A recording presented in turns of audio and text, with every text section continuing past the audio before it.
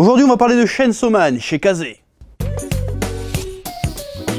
Chainsaw Man est un véritable ovni au sein du Shonen Jump, déjà parce que les personnages et l'univers sont complètement tarés, mais aussi parce que l'auteur repousse sans cesse les limites de la classification shonen, en étant toujours un peu plus noir et en montrant toujours plus de nudité, plus ou moins frontale. Et surtout, les personnages sont complètement atypiques, tellement ils sont loin des archétypes habituels dans ce genre de manga. Denji est un jeune homme dans la dèche qui est Devil Hunter et qui chasse les démons avec son pote démon tronçonneuse Pochita. Et ses créanciers un jour essayent de le tuer et à deux doigts de mourir, il fusionne avec son ami démon Pochita et devient l'homme démon Chainsaw Man. Suite à ces événements, il est engagé comme Devil Hunter par une organisation de chasseurs de démons officielle. Et il y voit là l'occasion de réaliser ses plus grands rêves, c'est-à-dire prendre un bon petit déjeuner le matin et toucher des nénés. Ouais, c'est un homme simple. Les personnages sont tarés, ils sont ni bons ni mauvais, ils sont parfois égoïstes, voire complètement débiles, mais ce qui est sûr, c'est qu'ils sont 100% du temps fidèles à eux-mêmes. L'humour dans ce manga est extrêmement cynique, voire complètement parodique par moments, et les bastons sont cataclysmiques, sans parler des dessins qui sont vraiment stylés et des chara-design aux petits oignons, notamment les démons, et Chainsaw Man en particulier, il est vraiment trop badass. Alors pour toutes ces raisons, tu dois t'empresser de dévorer Chainsaw Man, parce que c'est ouf. Ouais. Fnac. Salutations tête de nage, je suis le chef et bienvenue dans Menu Manga, l'émission qui parle de manga, d'animation et d'autres trucs. Et aujourd'hui, on va s'attaquer à un petit morceau polémique. On va s'intéresser enfin à Boruto. Oui. Boruto Naruto Next Generation est un manga dérivé faisant suite à Naruto, scénarisé par Ukyo Kodashi et dessiné par Mikio Ikemoto, sous la supervision de Masashi Kishimoto, l'auteur du manga Naruto, ai-je besoin de te le rappeler. Il est prépublié depuis le 9 mai 2016 dans le magazine Weekly Shonen Jump et publié en volume relié par Shueisha depuis août 2016. La version française est publiée par Kana depuis 2017. Une adaptation en animé est diffusée depuis le 5 avril 2017 sur TV Tokyo au Japon, et en France c'est dispo en simulcast sur ADN. Et c'est diffusé en VF sur Game One. Depuis que son père est devenu Hokage et occupe la plus haute fonction du village de Konoha, Boruto Uzumaki, fils de Naruto Uzumaki et Hinata Hyuga, vit dans l'ombre de celui-ci. Cherchant à toujours attirer l'attention de ces derniers, il a pris la ferme résolution de le surpasser. Mais la vie que mènent les ninjas de haute volée est rythmée par les missions complexes et les entraînements rigoureux. Il va d'ailleurs apprendre à ses dépens que devenir le meilleur ninja n'est pas une tâche aisée. En compagnie de Sarada Uchiwa, la fille de Sasuke et Sakura, et de Mitsuki, le fils d'Orochimaru. Boruto va dès lors découvrir l'univers des ninjas ainsi que ses fondements. Bon, ça c'était pour le résumé vite fait. Et là, tu te demandes très certainement comment ça se fait que j'ai décidé de parler de Boruto. Alors avant toute chose, je tiens à préciser, je vais parler du manga Boruto, pas de l'animé. L'animé, j'ai pas été plus loin qu'une dizaine d'épisodes, hein, si je me souviens bien. Parce que le côté Harry Potter à l'école des ninjas, ça m'a vite un peu saoulé. Et en plus, une fois ça passé, bah ça enchaînait sur les événements du film Boruto. Donc je me suis dit, à l'époque, bon, je vais attendre que ça passe et puis je reprendrai à l'arc suivant. Et en fait, j'ai complètement zappé, j'ai jamais regardé la suite. Ouais. Mais il y a pas longtemps du tout, j'étais en quête d'un nouveau manga à lire. Et vu les polémiques qu'il y avait autour de Boruto, je me suis dit, tiens, je vais jeter un œil pour voir ce qu'il en est. Et là, c'est le drame, parce que je n'ai absolument pas compris pourquoi Boruto est un manga autant critiqué. Personnellement, j'ai trouvé ça plutôt méga stylé à bien des égards. Ouais. Et tu te demandes sans doute pourquoi j'ai trouvé Boruto aussi intéressant. Et bah premièrement parce que Boruto est tout ce que devrait être pour moi une bonne suite. Mais chef, qu'est-ce que c'est une bonne suite? Bah je vais te le dire. Pour moi, une bonne suite, c'est une histoire qui non seulement est un prolongement logique et cohérent de l'histoire originale, et qui en plus se permet d'aborder des thèmes ou des éléments de l'univers que l'histoire originale aurait délaissés, tout en apportant des réflexions et des points de vue nouveaux, mais néanmoins pertinents. Ouais, je sais que t'as sûrement eu du mal à comprendre ce que je viens de t'expliquer. Donc pour la faire simple, tu prends DBS, tu fais exactement l'inverse, et normalement, si t'es pas trop gogol, t'arrives à faire une suite qui tient à peu près la route. Ouais. Et en effet, Boruto est un très bon prolongement de l'histoire et de l'univers de Naruto. Naruto se déroule dans un monde shinobi en guerre permanente, dans lequel on recherche désespérément la paix. Boruto se déroule dans un monde shinobi qui semble vivre une paix durable, où on va chercher à protéger cette paix à tout prix. Naruto, en un sens, aborde le prix de la haine et de la guerre. Boruto aborde le prix de la paix. Bon, je sais que c'est un gros raccourci, mais c'est pour que tu comprennes où je veux en venir, que tu comprennes cette nuance.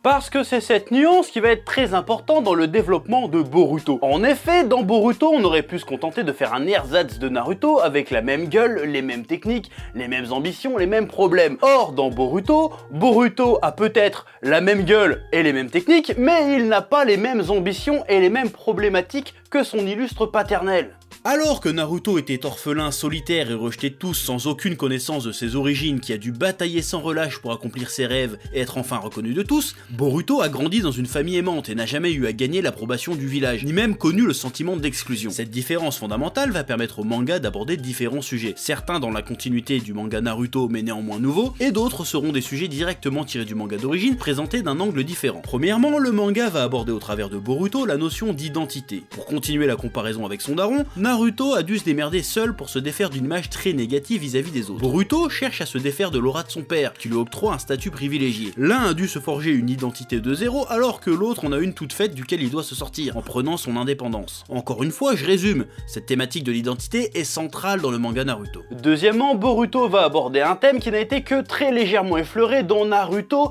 et va prendre ce thème et en faire son thème phare. Je parle bien évidemment du thème de la famille. Et là, tu vas sans doute me dire, chef, tu te fous de notre gueule et la relation Sasuke-Itachi, ça parle pas de famille peut-être? J'ai envie de te dire oui, un peu forcément, parce que les deux gars sont frères, mais l'histoire de Sasuke et Itachi, ça parle avant tout de ressentiment et de pardon, plutôt que de famille en fait. Ouais. Ici, on aborde vraiment la famille sous quasiment tous ses angles. Tout d'abord sous l'angle paternel. En effet, voir Naruto qui n'a jamais eu de famille réussir à élever ses gamins, c'est super intéressant. Voir Boruto qui en veut à son père, au moins au début, c'est intéressant aussi. En fait, on suit une famille dont les membres s'aiment mais ne se comprennent pas. Et pourquoi ils ne se comprennent pas?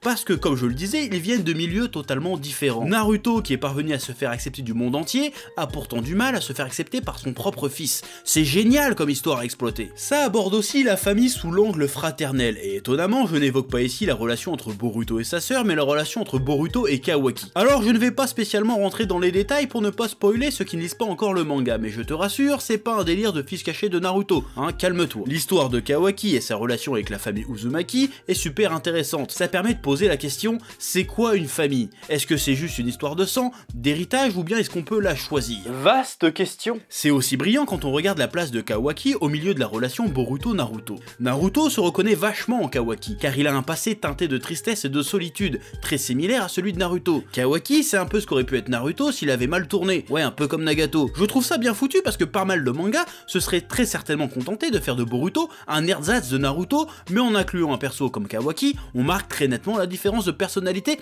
et d'enjeu entre Naruto et son fils. Boruto considère Kawaki comme son frère, et c'est aussi bien foutu. Avec le flash forward du début du manga, on sait qu'ils vont devenir ennemis, mais leur donner ce passé commun est à mon sens beaucoup plus subtil et en un sens plus crédible que la rivalité Naruto-Sasuke, parce que leur amitié a été selon moi beaucoup mieux établie. Et oui, parce qu'en ce moment je me retape aussi le manga Naruto, et je suis désolé d'insister avec ça, mais pour moi, avant Shippuden, j'ai pas du tout l'impression que Naruto et Sasuke ont été potes à un moment donné en fait. Et d'ailleurs, une fois encore, Boruto aurait pu se contenter de tomber dans le piège de faire un ersatz de relation Naruto-Sasuke, un ersatz de rivalité Naruto-Sasuke avec Boruto et Kawaki. Et non, le piège est évité parce que les personnages sont très différents. Un peu similaires quand même, mais quand même très différents.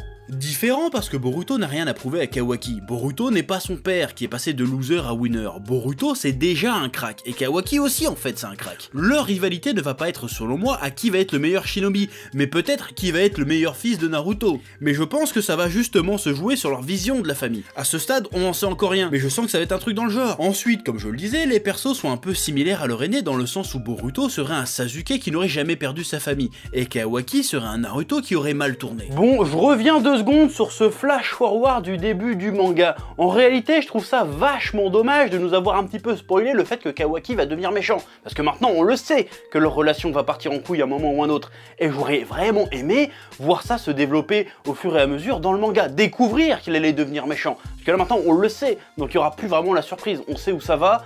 C'est un petit peu dommage. Mais en même temps, je comprends pourquoi ils ont commencé comme ça dans l'animé. Parce que s'il fallait se taper les 10-15 épisodes d'Harry Potter à Konoha avant d'avoir du nouveau Naruto, du nouveau Boruto en mode shinobi stylé, si on nous avait pas annoncé un truc badass d'entrée de jeu, je suis pas sûr que le public aurait accroché. Hein, forcément. Déjà, moi, j'ai pas trop kiffé. Enfin, t'as compris ce que je voulais dire.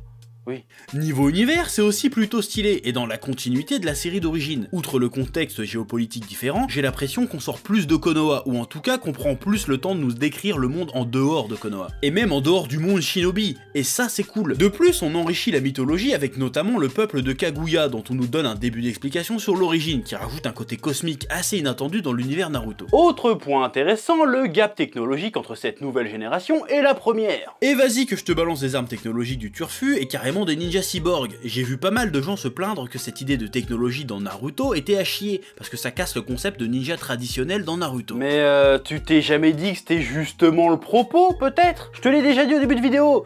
Naruto, ça aborde le fait de changer un monde en guerre en un monde en paix, alors que Boruto, ça parle justement des changements qu'un monde en paix va apporter. Dans un monde en paix, la place du shinobi va forcément évoluer, dans le sens où ça va passer un peu au second plan. Bah oui, il n'y a plus besoin de faire la guerre, donc il n'y a plus besoin d'axer la civilisation de la société autour de la culture et de la tradition shinobi. Et petit à petit, vu qu'on est dans un monde en paix, il va y avoir des changements qui vont se faire. Et toute cette société va s'articuler autour d'une nouvelle culture émergente. Et cette nouvelle culture va être incarnée ici par l'évolution technologique. Et en vrai, ça t'évoque pas juste un petit peu notre époque quand même? Et un monde qui ne repose plus sur la culture et la protection des shinobi s'expose aussi à de nouveaux dangers. Par exemple, dans Naruto, l'équilibre entre les pays tenait au fait que chaque village ninja avait un bijou. Donc vas-y, on se fait des petites escarmouches par-ci par-là, mais on évite de partir en guerre totale parce que ça sera la merde. Et cette capture et contrôle des bijoux reposait sur les arts shinobi ancestraux pratiqués par des êtres d'exception. Dans Boruto, on effleure l'idée que n'importe quel connard avec le bon appareil technologique peut te balancer un méga Rasengan, imiter un Sharingan, voire même émuler la puissance d'un bijou capable de raser une ville. Le maintien de la paix ne réside donc plus dans les arts shinobi, leur légitimité est donc sérieusement mise à mal. Le problème c'est est-ce que le pouvoir émergent qui va les remplacer sera belliqueux ou non? Ce sera donc à la nouvelle génération de bâtir une nouvelle société qui réunira le meilleur des deux mondes. Et encore une fois, je trouve ça putain de pertinent par rapport à notre époque. Tu vois toujours pas le rapport, vraiment? Vraiment? Je t'explique, par exemple, j'ai vu énormément de critiques par rapport au nouveau méchant, là, l'organisation Kara, qui serait pour la plupart des gens un espèce de sous-Akatsuki. Et là, je suis obligé de te dire que je suis pas vraiment d'accord. Et si jamais c'est un sous-Akatsuki, c'est un Akatsuki bien plus moderne. Et pour moi, Akatsuki est une organisation un peu anarchiste, un petit peu terroriste si tu veux. Alors que Kara, c'est pas le même délire. Kara, c'est une organisation qui essaye de détruire et de remplacer la culture shinobi grâce à une technologie nouvelle dont elle a le monopole et dont bientôt les gens semblent ne pas pouvoir se passer dans le monde de Boruto. Alors là, on est dans un manga, donc la technologie, ça va être des sabres laser, des bras bioniques et des ninjas cyborgs. Pourquoi pas? Mais si tu mets ça dans le vrai monde, si tu remplaces ça par des moyens de communication, de transactions financières, des moyens de surveillance même, eh ben Kara, c'est pas l'Akatsuki. Kara, c'est Amazon, c'est Apple, c'est Google. Tu vas quand même pas me dire que c'est pas vachement bien vu comme délire. Boruto, c'est aussi un dessin, et pas n'importe quel dessin, le dessin de Mikio Ikemoto. Ouais. Alors encore une fois, beaucoup de gens gueulent sur le style de dessin parce que c'est pas le même style que dans Naruto. Quand je lis ce genre de réaction, je te jure, je perds foi en l'humanité, putain. Je me dis qu'il y a quand même une sacrée majorité de gogols qui lisent des mangas sans rien comprendre. Oui, je suis médisant. Alors, qu'on n'aime pas le style, à la limite, je peux le comprendre, mais qu'on vienne se plaindre que c'est pas exactement le même style que Kishimoto, ça me dépasse. Les gens ne sont pas curieux, ils ont pas envie de voir de nouvelles choses, non, ils réclament à corps et à cri toujours exactement la même putain de choses, et je trouve ça tristissime. Ouais, je viens d'inventer le mot, c'est tristissime, je trouve ça pathétique, je trouve ça... c'est tragique en fait. Les gens c'est des cons en fait. Oui, c'est de vous que je parle. Oui. Tu vois, alors qu'on a un dessin comme ça, un découpage comme ça, tu veux que je te lise le fond de ma pensée? C'est filer de la confiture à des porcs, c'est ça la vérité. Vous me dégoûtez, putain. Personnellement, j'aime beaucoup le style, et je préfère 1000 fois une suite qui assume 200% sa différence et change totalement de style, plutôt qu'une pâle imitation sans âme. Et oui, c'est de toi que je parle, Toyotaro. Parce que je vais te dire autre chose. Durant ma lecture de Boruto, et tout particulièrement durant les combats, je me suis enjaillé. Je me suis retrouvé submergé de passion. J'ai ressenti un sentiment familier, comme si j'étais rentré à la maison après une longue absence. absence. Et soudain j'ai réalisé, le découpage de Boruto est totalement Dragon Ballesque. Action nerveuse, grande case, enchaînement d'impact, lisibilité, tout ce qu'aurait dû être DBS, sans parler du côté ligne claire et à plat de noir propre à Toriyama. D'ailleurs, j'ai vu ensuite que l'auteur revendique cette inspiration toriyamesque. C'est tellement évident qu'en fait que t'as même pas besoin de voir l'interview pour t'en rendre compte. Et cette inspiration ne se limite pas que pour les scènes de combat, ça se ressent aussi selon moi dans la narration graphique globale du manga. Dans Naruto, la mise en scène fait large le café, mais les personnages partent forcément à un moment ou un autre dans des pitchs introspectifs qui viennent expliquer la mise en scène. Dans Boruto, c'est pas le cas, tout passe vraiment par le dessin et la mise en scène. Ça donne une narration plus épurée mais plus efficace, parce qu'on n'a pas besoin de t'expliquer les choses, tu les ressens, les comprends instinctivement. Et je trouve ça plutôt cool, c'est une autre approche artistique à tous les niveaux de l'univers de Naruto. Et c'est ça que devrait s'efforcer de faire toute suite qui a d'autres ambitions que de remplir un certain quota, de répondre à certaines exigences, certains intérêts pécuniers à exploiter une licence. C'est de proposer vraiment une nouvelle vision de l'œuvre qui soit pertinente artistiquement. Voilà. Et au risque de passer pour un énorme forceur, Boruto est tout ce qu'aurait dû être DBS. Une suite cohérente, pertinente et surtout différente. Alors tu peux penser ce que tu veux de l'animé. Je l'ai pas vu, je le regarderai probablement jamais, j'en ai rien à foutre, pareil que c'est rempli de fillers, c'est pas mon problème. Mais je t'en conjure, au nom de tout ce qui est sacré en cette terre, laisse sa chance au manga Boruto, parce qu'il est vraiment très bien. Que la passion te guide. Ouais. Eh oh, tu vas pas te barrer comme ça, hein? Tu vas laisser un pouce bleu? Un petit pouce bleu, hein? Puis tu regardes aussi les autres vidéos? Parce que voilà, tu t'abonnes? Ouais?